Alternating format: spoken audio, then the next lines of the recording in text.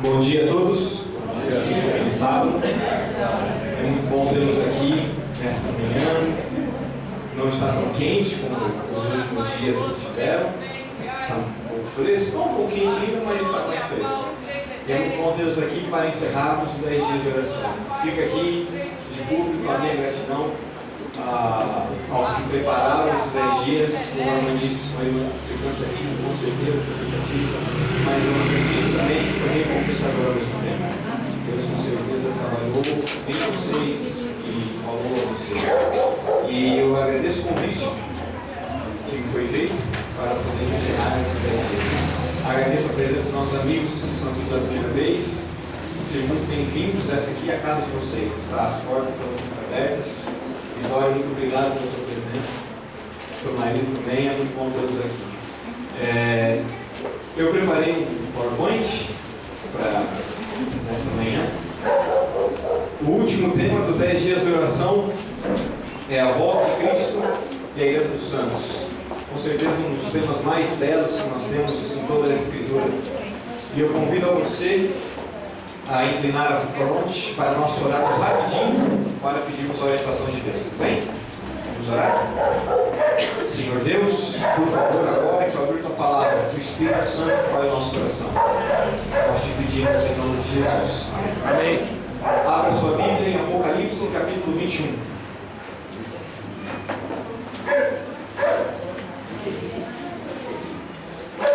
Livro do Apocalipse, capítulo 21. E mantenha a sua Bíblia aberta. Nós vamos ler alguns versos aí.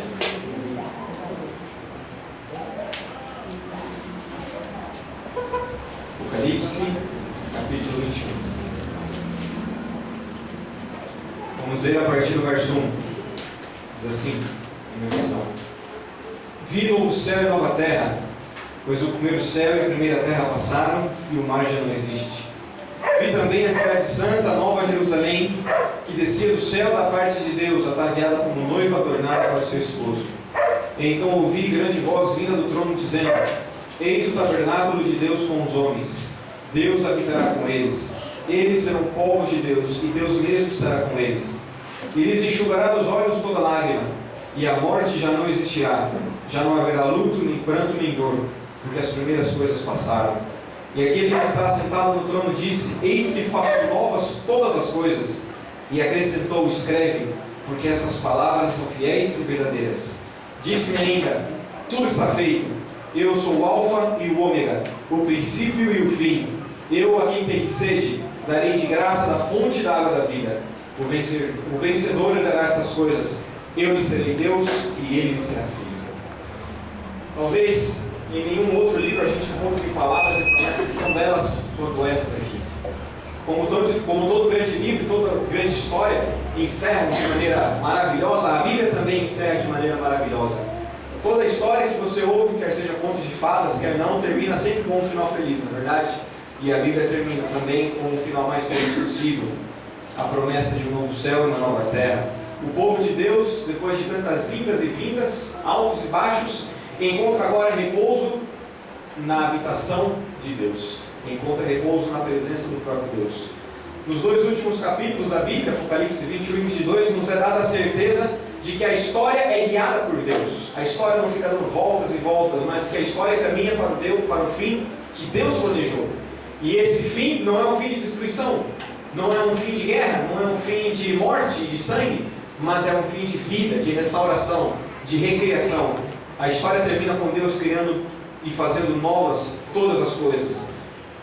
Esses dois últimos capítulos nos dão a certeza de que todos os nossos esforços, lágrimas, cicatrizes e dores finalmente terminarão e ganharão sentido. É o que Paulo chama de o eterno peso de glória, lá de 2 Coríntios. E agora nós podemos desfrutar.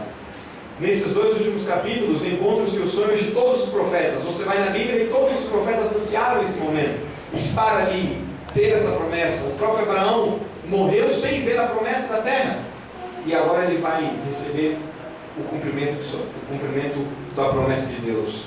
Não só os profetas, mas reis e outros servos de Deus.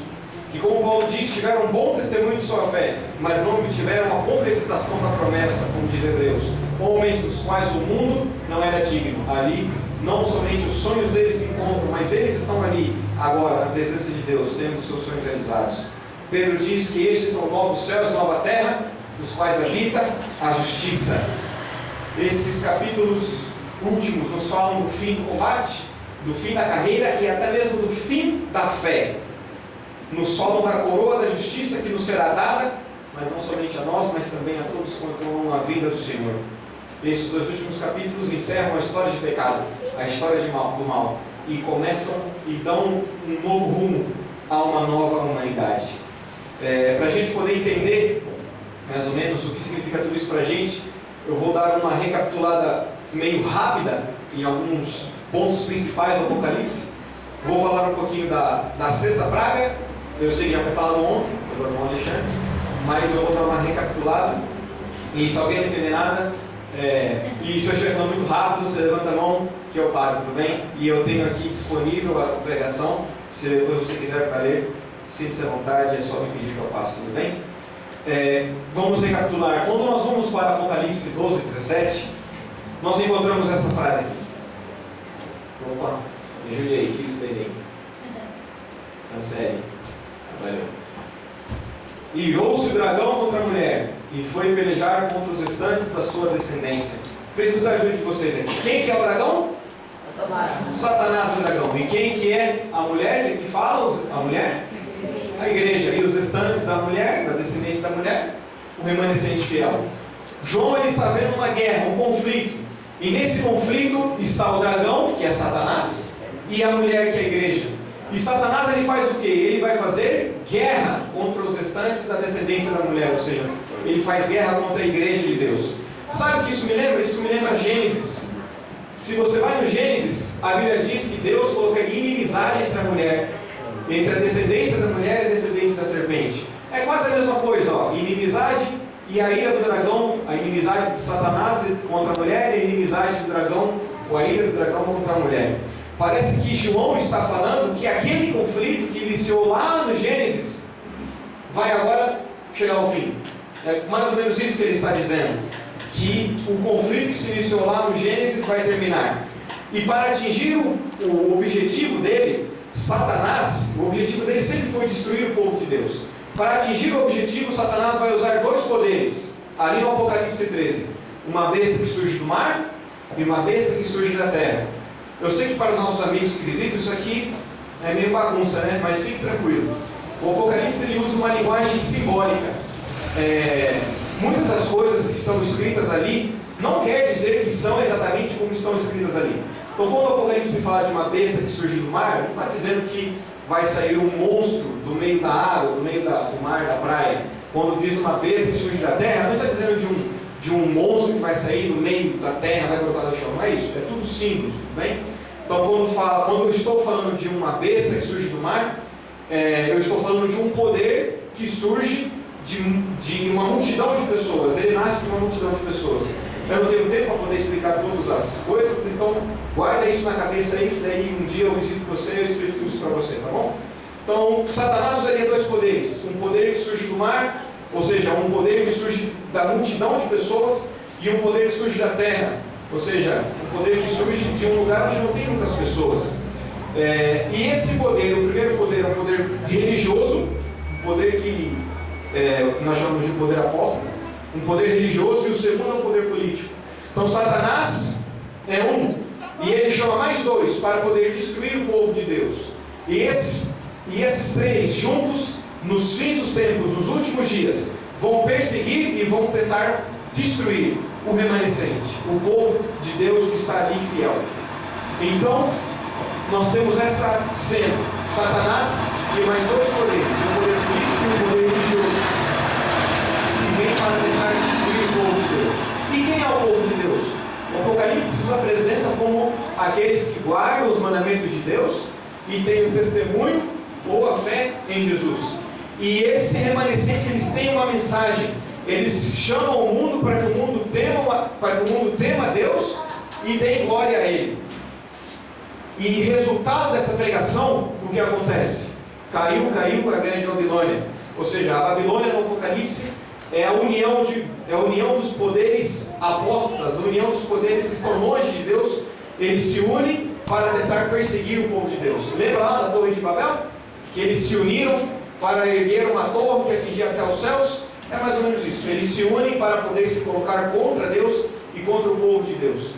E o remanescente está ali e está lutando contra esse poder. Então, como você pode ver, há somente nos últimos dias dois grupos, dois poderes. Há o lado do dragão e das duas bestas, e ao lado de Cristo e do remanescente. Não tem um terceiro caminho, não tem um lugar neutro. Nos últimos dias a Bíblia fala que ou você serve a Deus, ou você irá servir o inimigo. E o interessante é que se você não toma uma decisão, Jesus fala que aquele que não é a favor dele, que não é com ele, já está contra ele. Não tem um meio termo. Se você ainda não decidiu por Jesus, saiba que nos últimos dias isso será muito mais fácil você não decidir por ele. Se hoje você não escolhe Cristo, se hoje você escolhe outras coisas, nos últimos dias será muito mais fácil escolher para outras coisas, porque você já está acostumado. E lembre-se, só tem dois grupos, só dois caminhos: ou o caminho de Cristo, ou o caminho do inimigo. Não há campo neutro. Não há. E se você não tomou uma decisão ainda, saiba que para Deus você já está contra ele. Meu apelo para você é que você tome logo sua decisão, que você entregue a sua vida a Deus. E a Bíblia fala que quando todos os seres humanos tomarem sua decisão, quando cada um que está aqui nesta manhã e cada ser humano que existe nesse mundo tomar a sua decisão a favor de Deus ou contra Deus, então a Bíblia diz que vai começar a cair as últimas 7 pragas. As últimas 7 pragas, elas estão ali no Apocalipse capítulo 16. Por favor, abra sua Bíblia, a gente não vai ler todas elas. Quando os seres humanos tomarem a sua decisão a favor ou contra Deus, a oportunidade de salvação vai se fechar para todas as pessoas. Então aqueles que tomaram uma decisão a favor de Deus, essas pessoas já estão com Deus. E aquelas que tomarem uma posição a favor do inimigo, elas não podem mais se entregar a Deus. Já acabou a oportunidade. E quando cada um tomar a decisão, as pragas então começarão a cair. E você conhece, né, as pragas, uma delas, a primeira é uma chaga, o mar se tornando em sangue, enfim, etc. Mas o que eu quero focar mesmo é na queda da 6ª praga. Como você e eu sabemos, as pragas, ou se não sabe, vai saber agora, as pragas do Apocalipse, elas se referem ou elas são parecidas com as pragas que caíram lá no Egito. E eu acho que você conhece a história das pragas do Egito, não é? A praga das rãs, a praga dos piolhos, a chuva de pedra, todas essas pragas que caíram no Egito, algumas delas se repetem no livro do Apocalipse, se repetem nos últimos dias. Agora pergunta para você: aquelas pragas que caíram no Egito, eram de mentira ou eram de verdade? Eram de verdade. Então as últimas pragas, as últimas 7 pragas que vão cair nos fins dos tempos, são de mentira ou são de verdade? São de verdade. Então as últimas pragas, as últimas 7 pragas são de verdade. Segunda coisa, as pragas que caíram lá no Egito, elas foram consequências de fenômenos naturais ou foi direto de Deus que elas vieram? Direto de Deus. Então as pragas do Apocalipse, elas têm a ver com aquecimento global, com poluição, ou são diretas de Deus? São diretas de Deus. Então, por mais que a poluição, o aquecimento global sejam coisas ruins, essas não são pragas de Deus. As pragas de Deus vêm direto de Deus. E João diz que ele viu um anjo saindo do santuário, lugar da morada de Deus, com as taças para derramar sobre a terra. Enfim, mas é na 6ª praga, e aí tem a primeira praga, a segunda praga, é na 6ª praga que aquela luta entre o dragão, Satanás, e a mulher, ela alcança o seu ponto máximo. É na 6ª praga. E eu quero ler ela com você. Aí Apocalipse 16, verso 12. Apocalipse 16, verso 12. Eu estou falando muito rápido ou dá para entender?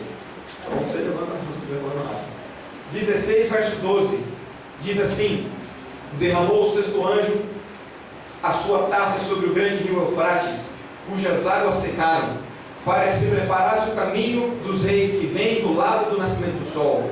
Então eu vi sair da boca do dragão, da boca da besta e da boca do falso profeta 3 espíritos imundos semelhantes a rãs, porque eles são espíritos de demônios, operadores de grandes sinais, e se dirigem aos reis do mundo inteiro, com a fim de ajuntá-los para a guerra, para o grande dia do Deus Todo-Poderoso. Então eu falei para vocês que as pragas são de verdade, não são? Só que essa aqui é uma exceção. Não quer dizer que lá nos fins dos tempos vai sair 3 espíritos imundos, e esses 3 espíritos são semelhantes a rãs, e vão sair da boca do dragão, e da boca da besta, e da boca... Isso aqui é a exceção. A 6ª praga é uma exceção. Ficou claro isso? A 6ª praga é uma exceção. Não quer dizer que vai acontecer isso. Como eu falei para vocês, as pragas do Apocalipse, elas fazem referência a que pragas? As pragas do Egito. Então nós temos que voltar ao Antigo Testamento para poder entender o que João está falando aqui. Isso é um detalhe, sabe por quê? Porque dos mais de 400 versos do Apocalipse, mais de 200 são referência ao Antigo Testamento. Então, para você entender o Apocalipse e saber o que ele está falando, você tem que entender o Antigo Testamento. E a gente tem que voltar para o Antigo Testamento para a gente poder entender isso daqui.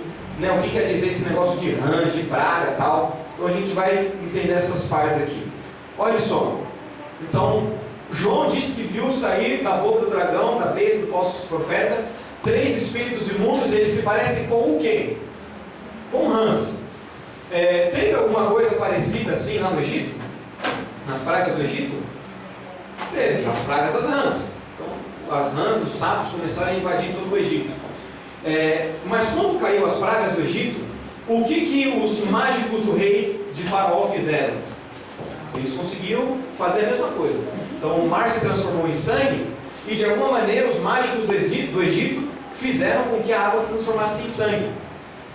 As rãs, quando veio as pragas das rãs, Moisés falou que era Deus, mas os mágicos do Egito conseguiram imitar aquela praga, para dizer, olha, não, isso aí não é verdade não.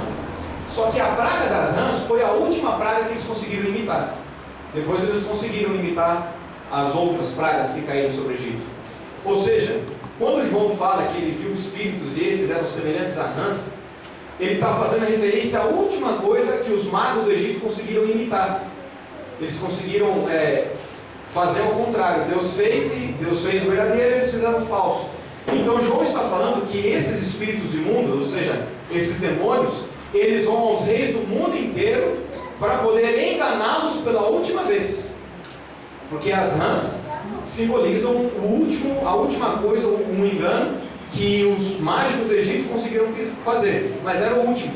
Então João está dizendo que pela última vez Satanás vai enviar os seus demônios ao mundo inteiro para preparar eles para alguma coisa.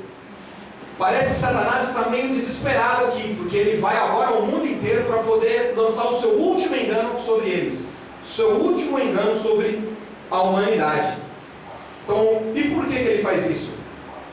O verso 12 diz que as águas do Eufrates se secaram, porque está vindo os reis que vêm do lado do nascimento do sol. Então, 2 coisas aí.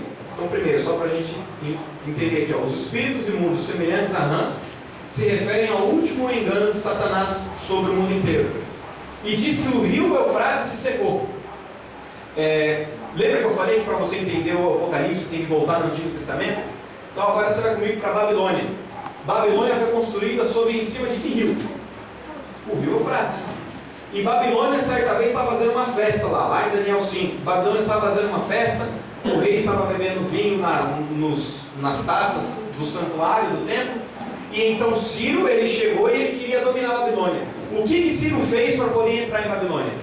Desviou o curso do rio Eufrates, o rio se secou, e então ele, por debaixo, quando já dava para passar, por debaixo da muralha, ele entrou em Babilônia e tomou Babilônia, e Babilônia caiu.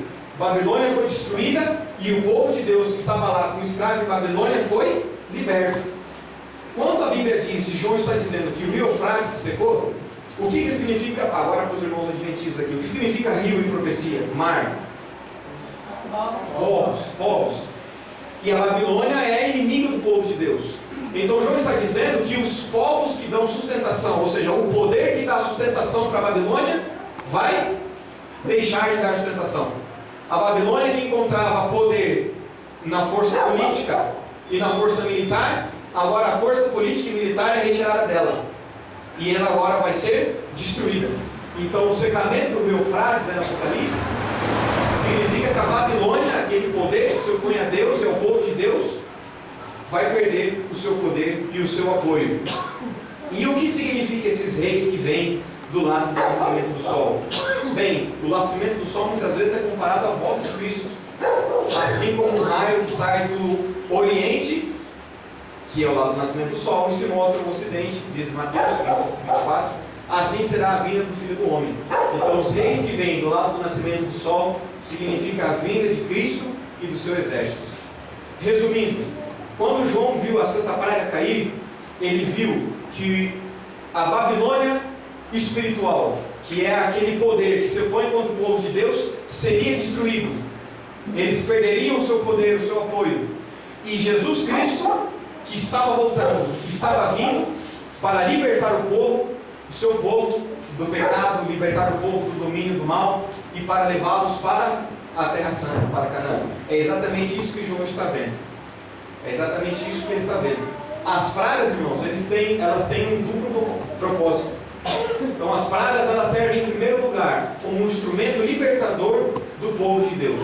O povo de Deus perseguido, acuado por meio da ação do poder político e religioso, perseguido pelo próprio Satanás, vão encontrar nas pragas a libertação divina.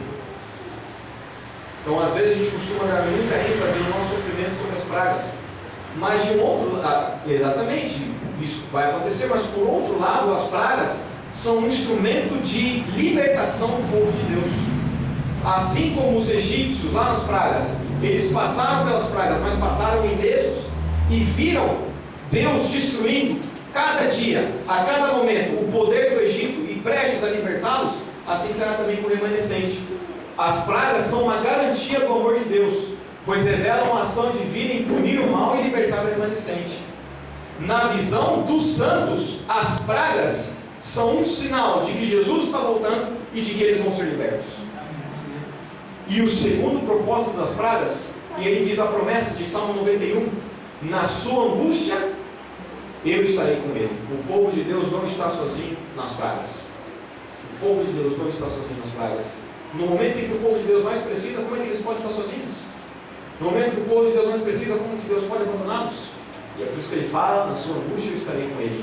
E o segundo propósito das pragas serve como instrumento de punição divina contra os ímpios.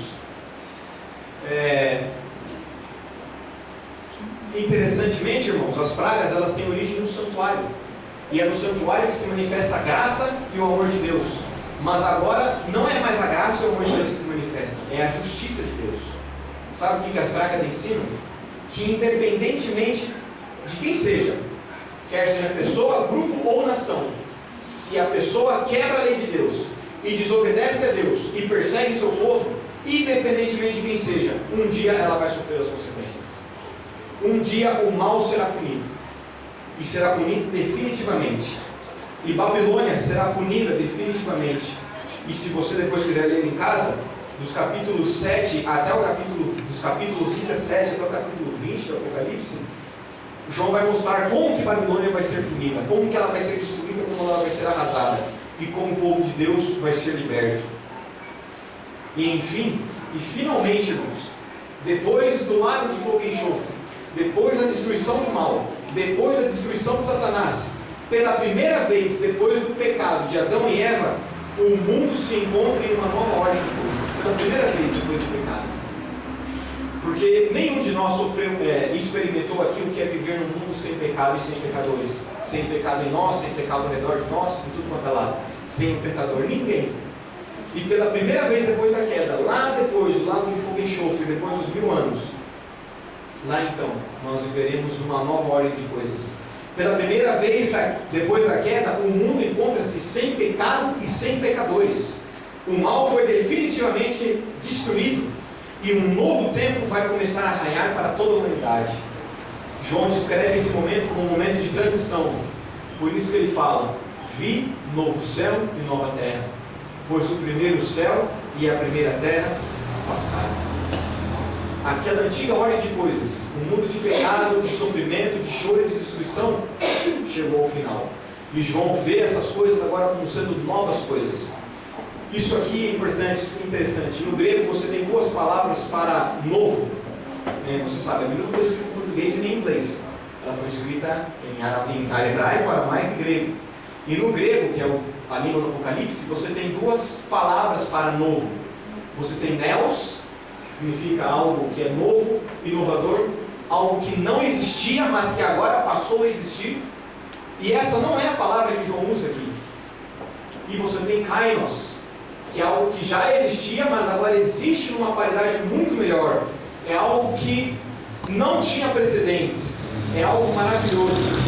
É exatamente isso que exatamente essa palavra que João usa. João está dizendo que nós estamos numa nova era, num novo momento, numa nova história, por causa de três coisas e com isso encerro.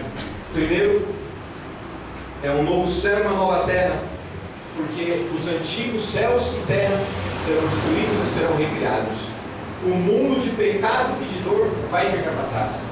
Esse mundo que quando você olha, você vê a destruição causada pelo dilúvio, você vê a destruição causada à natureza, você vê os animais morrendo, você vê a poluição, você vê tantas coisas ruins. A Bíblia diz que esses céus e terra vão ficar para trás e um novo céu e uma nova terra, criados perfeitos, terão lugar. A Bíblia diz, irmãos e amigos, que nesse dia o lobo e o cordeiro pastarão juntos e o leão comerá palha com o boi. Não haverá mais destruição. Os animais não correrão um atrás do outro em busca de sobrevivência. Não mais. A natureza será feita nova. É uma nova era, uma nova ordem de coisas, porque todas as coisas serão feitas novas. A natureza será uma nova natureza, um mundo perfeito, um mundo sem a mancha do pecado. Comentando isso, Ellen White diz que a terra, o próprio campo que Satanás reclama como seu, será não apenas redimida, mas exaltada. Nosso pequenino mundo sob a maldição do pecado, a única mancha escura da criação de Deus, será honrado acima de todos os outros mundos do universo de Deus. Este será um mundo perfeito. Este será um mundo sem miséria, sem pobreza, sem fome, sem falta de água. Será um mundo perfeito recriado por Deus. É por isso que João diz: vi um novo céu, nova terra. Deus não vai destruir esse mundo para fazer um mundo novo. Deus vai renovar este mundo. Vai fazer esse mundo muito mais belo do que ele era, mesmo antes da queda. É por isso que esse mundo será feito novo. Segundo, é uma nova era, pois o mar já não existe. Isso aqui é um mistério, né? O que João quis dizer? O mar já não existe. Hoje em dia você pode cruzar, hoje em dia você pode cruzar oceanos de maneira muito rápida. Você pode, além só de navios, você pode cruzar oceanos por meio de aviões de maneira segura. Mas nos dias de João você não poderia fazer isso. Como é que você iria fazer se não tinha quase navios? Nos dias de João, navegar no mar era algo estranho, era algo misterioso. Você não conhecia e o risco de morte era muito alto. Acima disso, quando João estava na ilha de Patmos, que foi quando ele escreveu o Apocalipse, ele olhava toda aquela imensidão. Para onde quer que ele olhava, ele via água. E ele sabia que do outro lado do oceano, os seus irmãos, os seus queridos, os seus amigos estavam lá. E pela distância, pelo mar, ele não poderia visitá-los. Então quando João fala que o mar já não existe, ele está dizendo que não mais haverá separação. A dor causada pela separação da morte, a dor causada pela separação da distância, não mais vão existir na nova terra. Nunca mais essas coisas entrarão lá. Eu e você, para todos sempre, por toda a eternidade, poderemos estar lado a lado dos nossos amigos, dos nossos familiares, das pessoas que nós amamos aqui. Não mais existirá separação, não mais existirá saudade na nova terra. Deus vai fazer novas todas as coisas. Olha o que diz: lhes enxugará dos olhos toda lágrima. A morte não existirá, não haverá luto, não haverá pranto nem dor, porque as primeiras coisas passaram. Nunca mais haverá qualquer maldição. Nunca mais haverá qualquer maldição. Ellen White, ela comenta: ali os remidos conhecerão como são conhecidos, a comunhão pura com os seres santos, a vida social harmoniosa com os bem-aventurados anjos e com os fiéis de todos os tempos, que lavaram suas vestiduras e as branquearam no sangue do Cordeiro. os sagrados laços que reúnem toda a família nos céus e na terra. Tudo isto concorre para constituir a felicidade dos redimidos. Nunca mais separação. Nunca mais eu e você vamos nos separar dos nossos queridos. Estaremos para sempre com eles na presença de Deus. Mas a terceira e última, maior de todas as bênçãos e características desse novo tempo que vai se iniciar, é a certeza de que Deus irá morar conosco. Diz o Apocalipse: Deus habitará com eles. Eles serão o povo de Deus e Deus mesmo estará com eles. Irmãos, sabe qual é a maior recompensa dos justos? Sabe qual é o maior galardão dos justos? Não é estar somente no céu. Não é se ver livres da morte, livres do pecado, mas é ter, de uma vez por todas, um relacionamento com Deus sem a barreira do pecado. É poder estar na presença de Deus sem o medo de ser fulminado por causa da nossa iniquidade. Essa é a maior de todas as bênçãos. É Deus estar morando conosco. Não mais barreira e não mais pecado. Por muitas vezes eu e você temos que viver pela fé. Por muitas vezes eu e você temos que olhar para as circunstâncias ao nosso redor e acreditar que tem um Deus que está ao nosso lado. Por muitas vezes eu e você temos que ver o invisível e temos que crer que Deus nos ouve, mesmo que nós não o possamos ouvir. Mas chegará um momento que isso não mais acontecerá. Chegará um momento, irmãos, em que a fé dará lugar à visão. E a fé vai acabar. Sabe por quê? Porque você não vai ter que manifestar fé em Deus, porque Deus vai estar ali na sua frente e você vai poder ver. Você não mais vai sofrer a dúvida se Deus está do seu lado ou não, porque você vai vê-lo ali. Porque você vai vê-lo ali. Essa é a maior bênção do céu. É poder ver aquele com quem você tantas vezes falou quase que sozinho. É poder ver aquele que você tantas vezes falou para as pessoas falaram: ah, mas você não está vendo? Como que você pode acreditar nele? Essa é a maior bênção do céu. Poder ver a Deus. De acordo com João, olha o que ele disse. Passa para mim aí.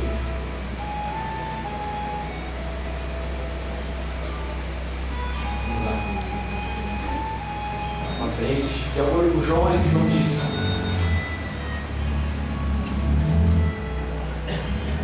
os seus servos o servirão, contemplarão a sua face, e na sua fronte está o nome de Deus. Irmãos, nós veremos o rosto de Deus, veremos a face de Deus. Paulo diz que hoje contemplamos como que por um espelho, mas então veremos como Ele é. Contemplaremos a face de Deus. O grande conflito diz ali: não haverá nenhum adversário cruel e enganador para nos tentar ao esquecimento de Deus. Nunca mais Satanás. Nunca mais Satanás. O grande conflito também diz: o conheceremos face a face, sem um véu obscurecedor de permeio. Estaremos em sua presença e contemplaremos a glória de seu rosto. Nunca mais o pecado, que tanto nos atrapalha, que tanto nos faz duvidar de Deus, que tanto nos faz sermos infiéis a Deus. Nunca mais. Ela continua dizendo, Ellen White: qual é a felicidade do céu se não é de ver a Deus? Que maior júbilo poderá o pecador salvo pela graça de Cristo que contemplar a face de Deus e tê-lo por Pai? Não há nenhuma alegria maior do que essa. E ela comenta: e ao transcorrerem os anos da eternidade, trarão mais e mais abundantes e gloriosas revelações de Deus e de Cristo. Por todo o sempre estudaremos o grande amor de Deus por nós e nos salvar. Tudo quanto nos tem confundido acerca das providências de Deus será esclarecido no mundo vindouro. As coisas difíceis de serem compreendidas terão então explicação. Sabe aquela coisa que você não entende? Por que Deus fez aquilo? Por que Deus te tirou aquilo? Lá haverá resposta. Ela diz: logo estaremos em nosso prometido lar.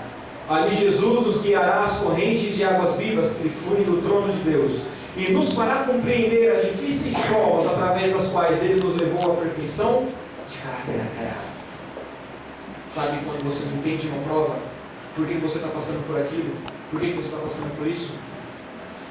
lá terá explicação.